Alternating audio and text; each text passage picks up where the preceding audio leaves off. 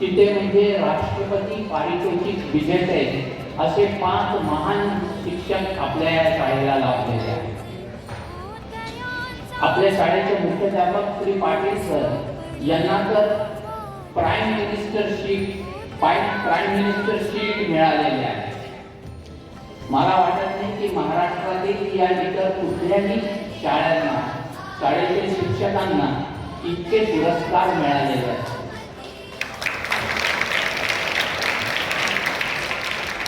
मी 1975 साली मॅट्रिक म्हणजे जुनी SSC परीक्षा पास.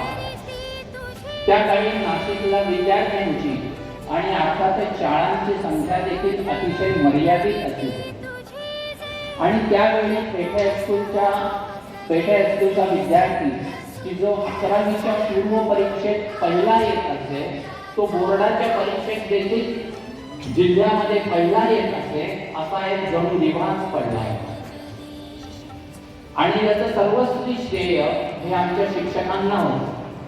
कारण जून महिन्यापासूनच जेव्हा 11वीचे वर्ग सुरू होते त्यावेळेस सर्व शिक्षकांचे विद्यार्थ्यांच्या शैक्षणिक प्रगतीकडे अतिशय बारकाईने लक्ष असते. अनेक वेळा ते विद्यार्थ्यांची परीक्षा घेत असते आणि आज देखील असे विद्यार्थ्यांसाठी पूर्ण वेळ देणारे शिक्षक आपल्या या शाळेला लाभलेले आहेत. ही तुम्हा सर्वांची भाग्याची गोष्ट आहे. लहानपणीच्या आठवणीमध्ये रमणे, बालपणीच्या आठवणी काढणे हे तर सगळ्यांनाच आवडतं. एकांतामध्ये असताना बालपणीच्या आठवणींचा चित्रपट आपल्या डोळ्यासमोर अनेक वेळा तरळत असतो आणि बालपणीच्या आठवणी या नेहमी अर्थातच शाळेशी निगडीत असतात. आज शाळेमध्ये येताना या प्रवेशद्वारातून प्रवेश करताना मला माझ्या शिक्षकांची आणि बालमित्रांची अतिशय तीव्रतेने आठवण येते. त्यातील एक माझा बालमित्र दिलीप शेवडे आपणही या कार्यक्रमाला उपस्थित राहिले. आणि बालपणाची मैत्री ही खरी मैत्री आहे. कारण नंतर उत्तर आयुष्यात ज्या काही ओळखी होतात त्याचं रूपांतर मैत्रीमध्ये होतच असं नाही. याचे कारण बऱ्याच वेळा त्याच्यामध्ये स्वार्थ किंवा इगो हा डोकावलेला आहे.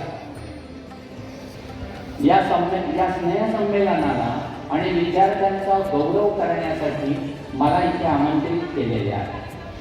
ते एक माजी विद्यार्थी व एक उद्योजक होते. पण जेव्हा मी तुमच्यासारखाच एक विद्यार्थी होतो तेव्हा मी 10वी किंवा 11वीत असताना माझ्या भवितव्याबाबत काही धुसर काम होईना पण एक आराखडा मनामध्ये चितारत होता. माझं काही एक स्वप्न होतं आणि त्या स्वप्नांना मार्ग जर का कोणी दाखवला असेल तर ते या शाळेतल्या शिक्षकांना. पुढील आयुष्यात जी काही मूल्य किंवा जे काही मी भवितव्याच्या दृष्टीने पावलं टाकली त्याची सुरुवात या शाळेच्या शिक्षणापासूनच